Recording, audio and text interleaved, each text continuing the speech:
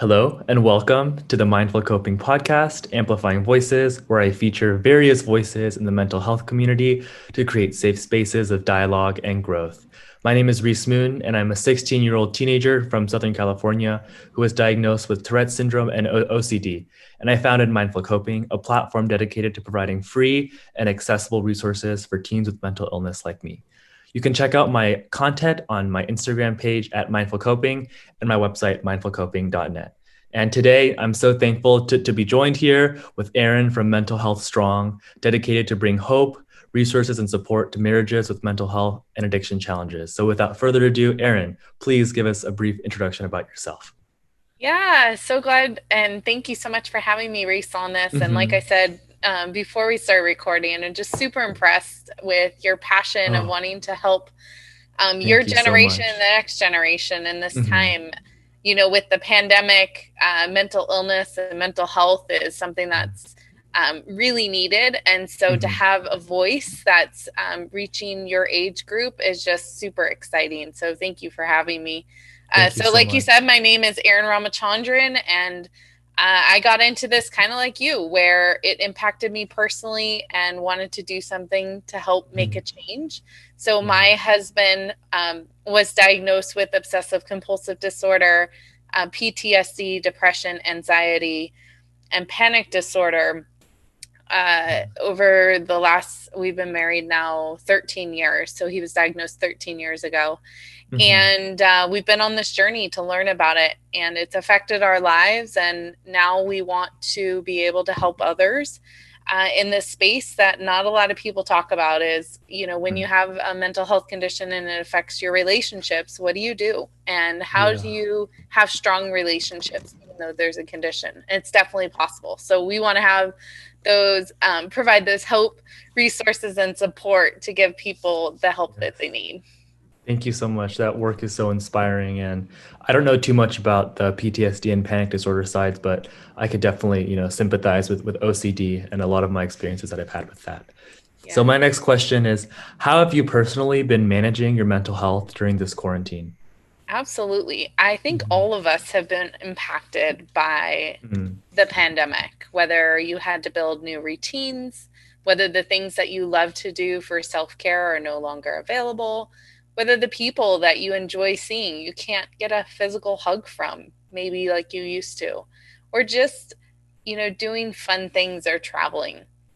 So for my own mental health, because I have struggled with, just like most other people with mental health challenges. So I 10 years ago had burnt out.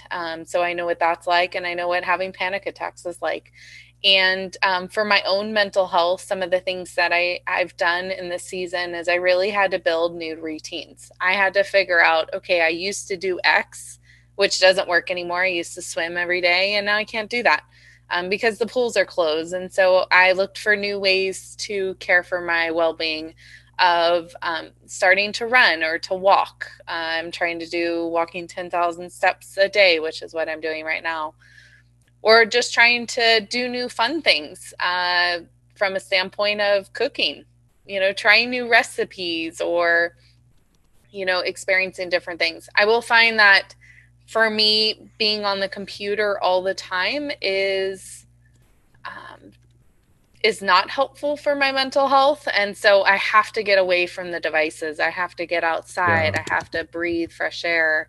I have to, even talk to somebody from a safe distance, the 6 feet Mhm. apart. So any of Yeah. those things, it might be simple, but even taking a bath or, Mhm. caring for your own self care or lighting a candle and listening to relaxing music. So just different Yes. things to pour into that self care.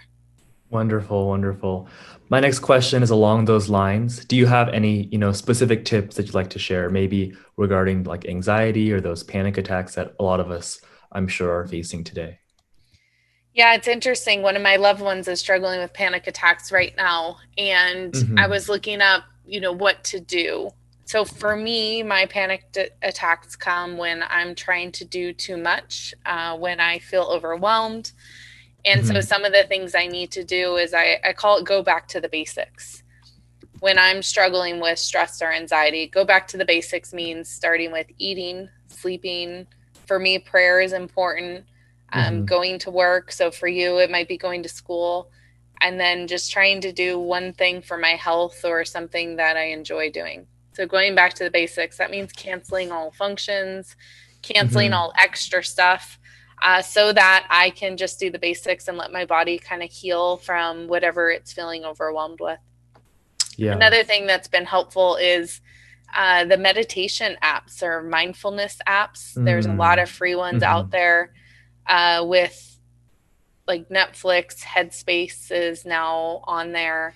If you're a Kaiser Permanente member, you can get My Strength or Calm for free. And there's other programs out there where, you can use those apps. I enjoy the Abide app. I am a person of faith, and that one is the one I prefer. And my husband and I will use that in the evening and listen to it. So those are some things that help me when I'm struggling with panic attacks and anxiety. They're not fun. So for those of you who are experiencing them, I just want to say, like, they suck.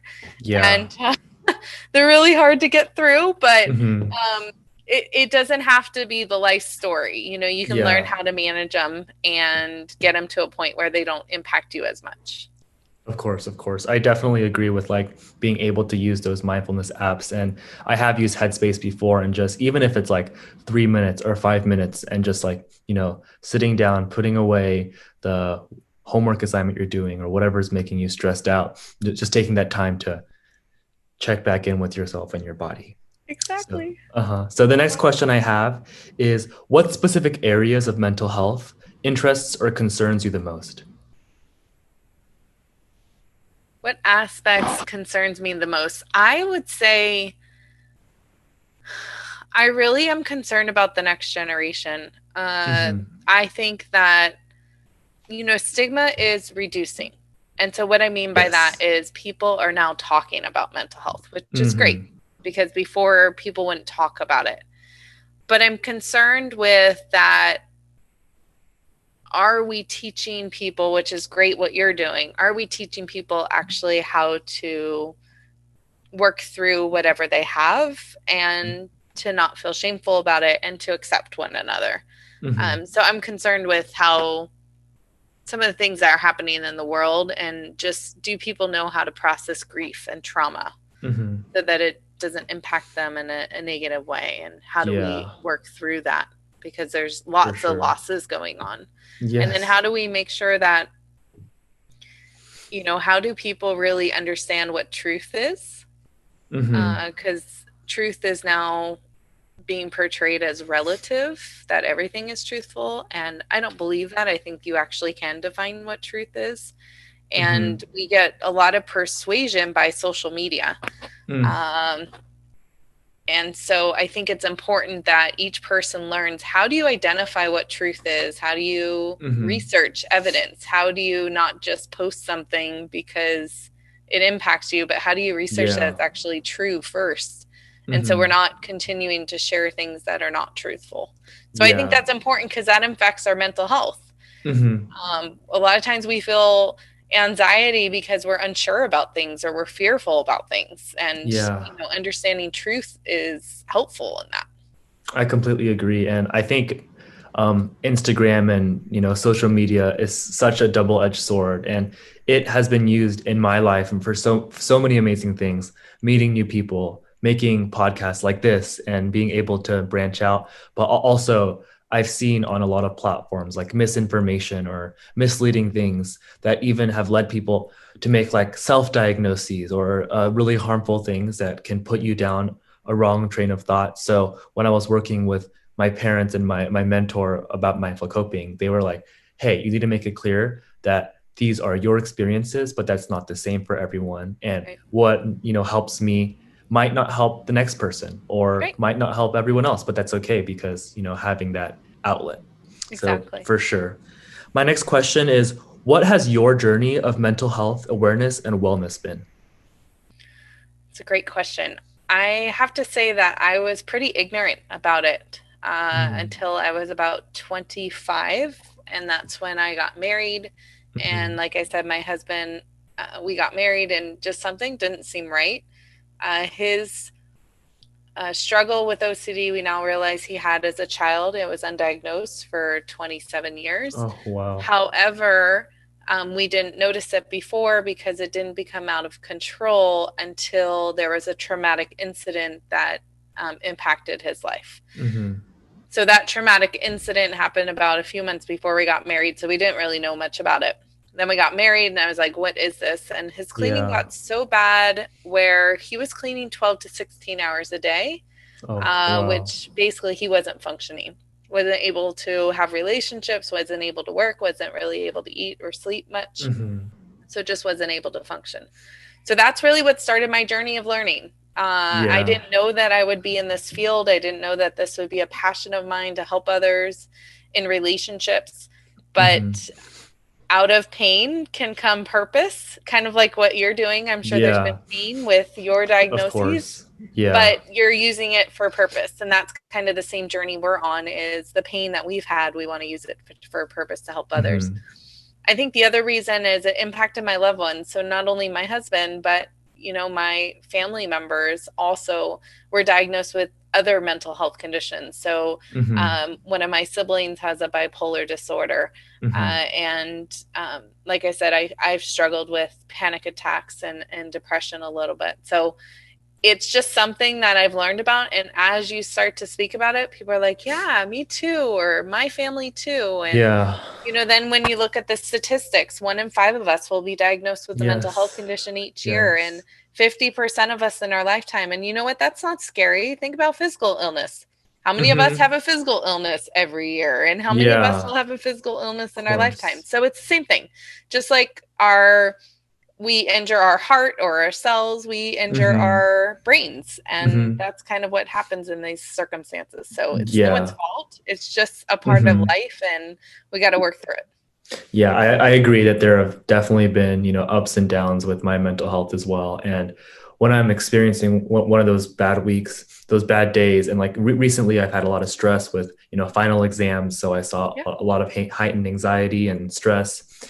But, you know, I think in those moments, I do learn a lot about how my body reacts and deals with stress. And I can use what I've learned to help me, you know, be more aware of myself in the future. So super important. Yes. Yeah. So you talked about it previously with, you know, your husband and your family members, but is there a specific inciting incident that you remember that really made you want to start promoting mental health to the public? So the incident that happened was I was on this journey, and when I went to different resources to look for help, so I went to the mental health resources to look for help. And the mental health resources, when I went to them, a lot of the support groups I went to, it was people whose parents, the parents were there and they had children with a mental health condition. Or it would be a child who was a parent had a condition. So I always didn't fit in. I felt left out.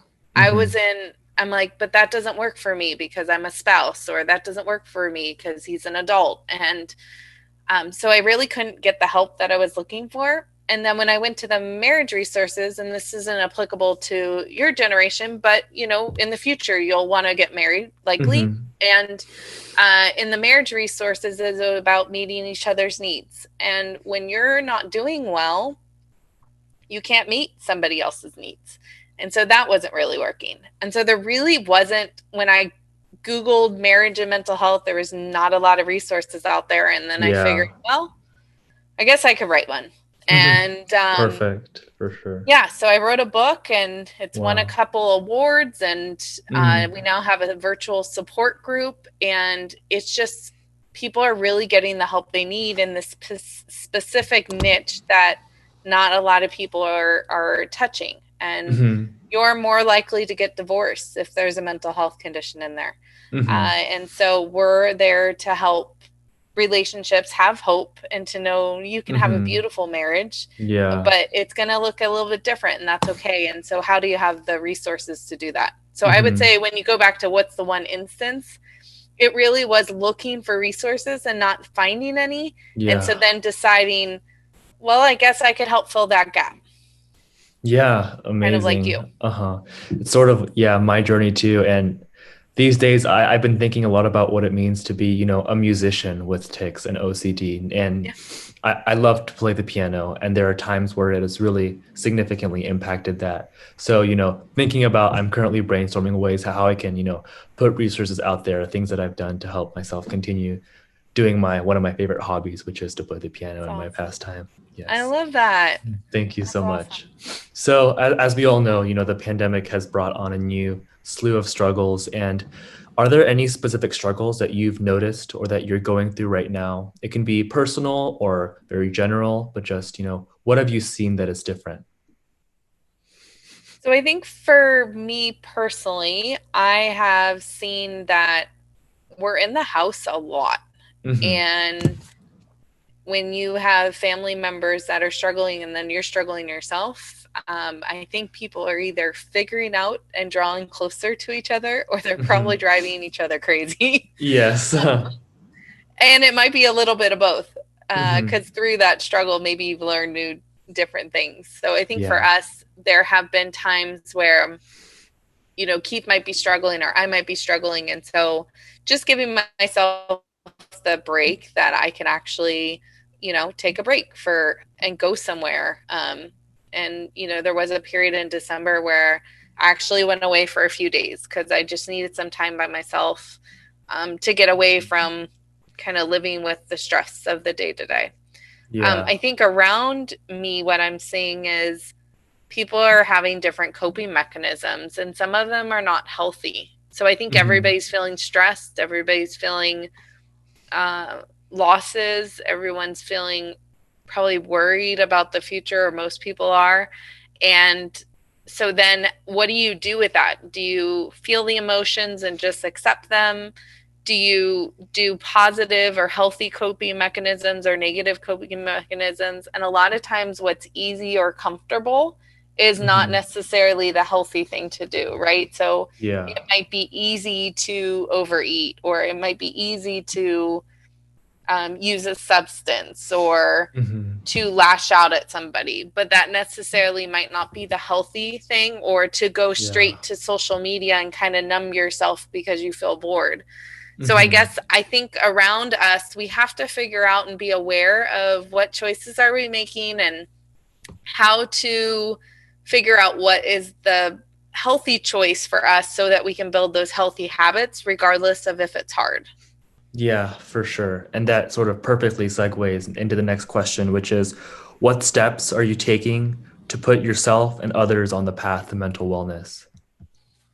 Yeah, so I think part of it is being vulnerable and Hmm. not Hmm. saying like everything is wonderful and perfect because it's not, and then people can't Yeah. relate to you. So I think it's just being real that, there's some days I'm really struggling and some days I'm doing okay.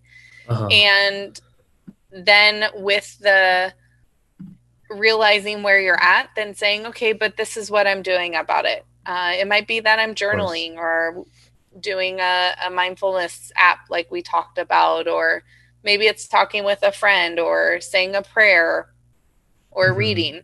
So just learning how to, again, use different self care tips into my life in order to make sure that I'm aware of what's going on. And then I think the other thing is giving yourself grace when you're having a bad day or the condition is kicking you in the butt.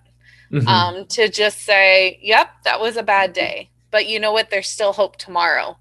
I know a lot of people struggle with suicide or suicidal thoughts, Hmm. not only in your age group, but in our age group. And the idea is that there's always another day, and so much can change in such a short period of time in a positive way. Yeah. And so to try not to lose that hope.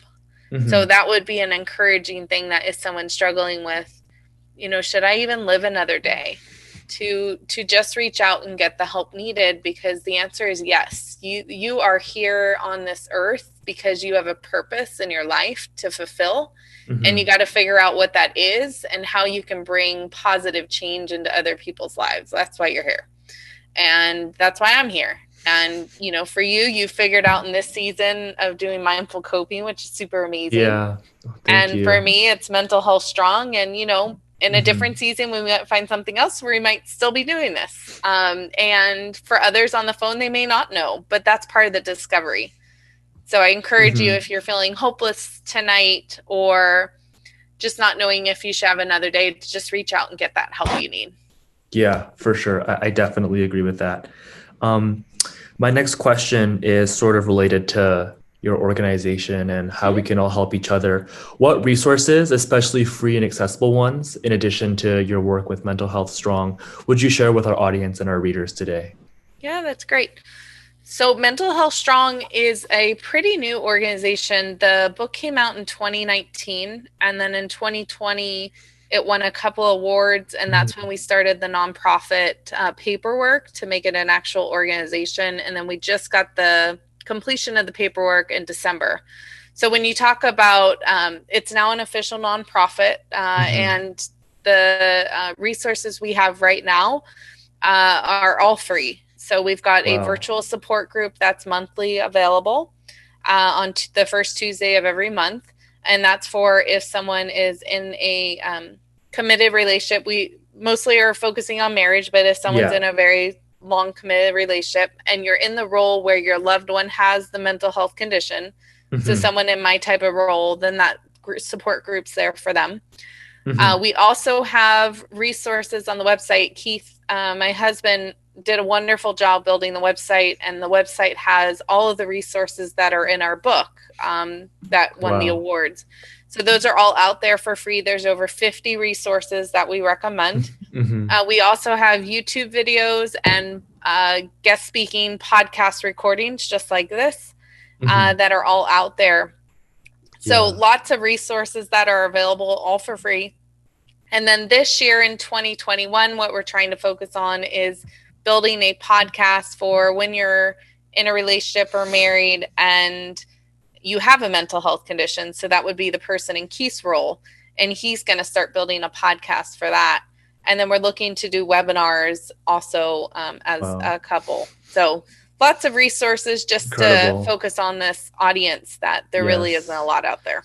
And I think that my original plan with mindful coping was to, outreach with people like myself. But through DM, I've met so many incredible individuals of all ages from, all nationalities, backgrounds, and having all sorts of experiences. So it's definitely an incredibly valuable resource. And I'll put all of those links and stuff in the description below to share with my audience. And I'm sure it'll be incredibly helpful. Yeah, absolutely. Absolutely. My next question is a little more lighthearted. If you would tell us a couple of fun facts about yourself. Fun facts. I guess one fun fact is I was a huge person that loved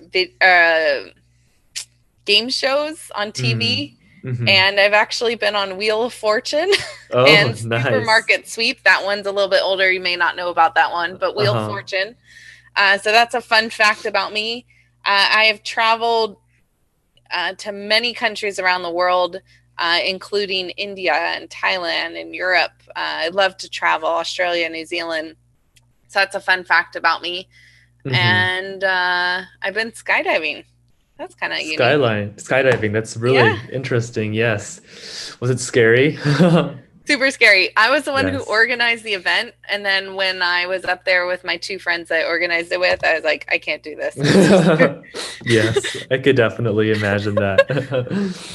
Yeah. Okay. So the next question that I have is for our audience. Are there, a couple of takeaway points, maybe 2 or 3 main points that you'd like to share with our audience and our readers?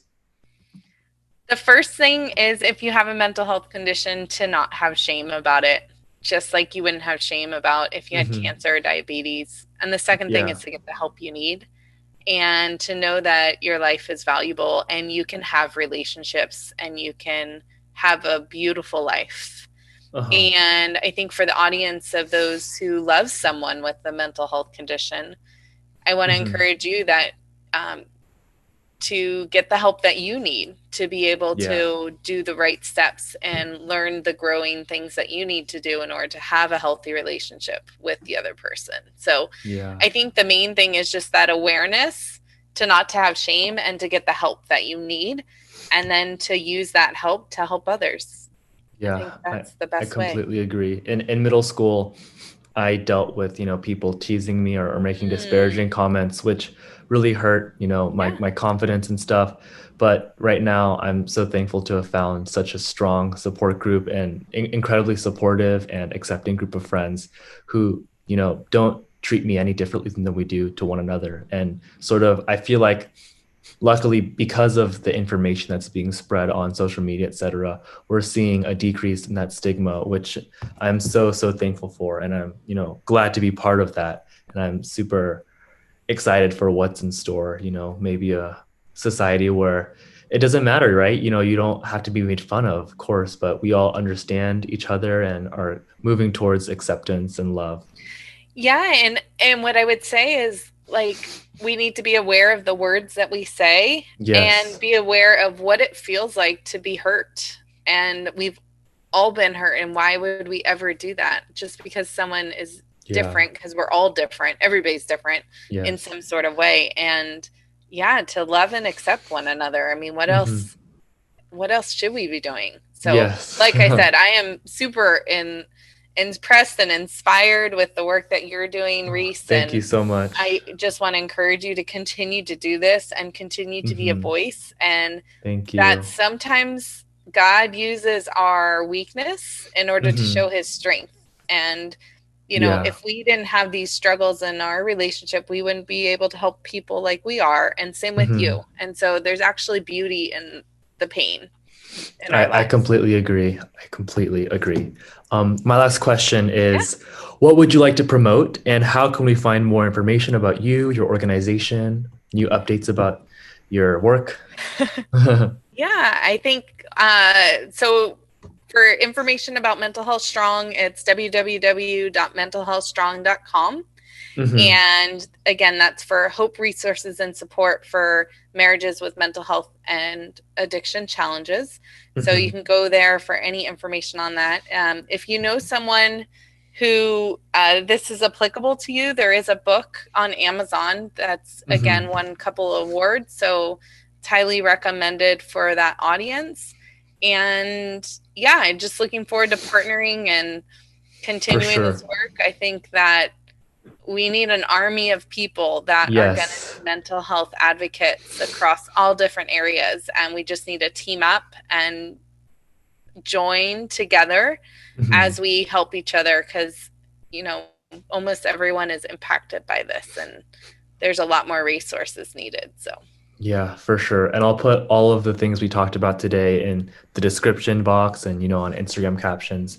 But I just want to one more time say thank you so much for coming on thank you. to the podcast. And it was such an honor to speak to you today and hear from your expertise. And what I've learned throughout, recording these podcasts is that each person's experience is so unique and each individual story can teach you so much. And I know a lot of us with experiences with mental health could write a whole book about what we've experienced. And having these avenues for conversation has helped me, and I hope it helps everyone who's listening right now. So thank you so much for Absolutely. that. Yeah, that's Thank wonderful.